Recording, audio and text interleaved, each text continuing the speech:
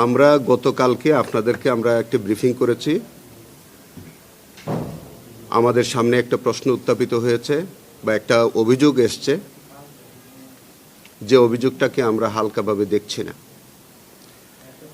একই সাথে এই ট্রাইব্যুনালে আরও যদি কোনো অভিযোগ থেকে থাকে, এই সমস্ত কিছু বিষয়ে আমরা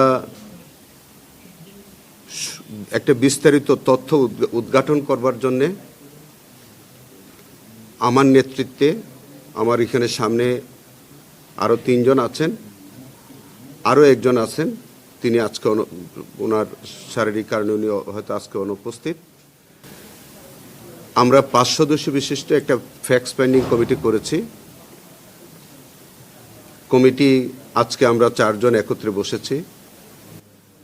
আমাদের এই ফ্যাক্ট ফাইন্ডিং কমিটির মূল বিষয়বস্তু হচ্ছে, আমাদের প্রসিকিউশন টিমের কোনো সদস্য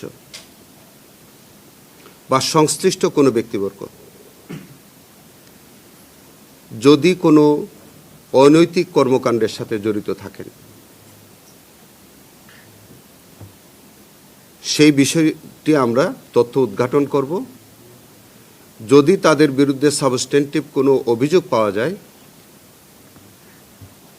তাহলে তাদের বিরুদ্ধে, সংশ্লিষ্টদের বিরুদ্ধে আমরা যথাযথ আইনগত ব্যবস্থা নেব।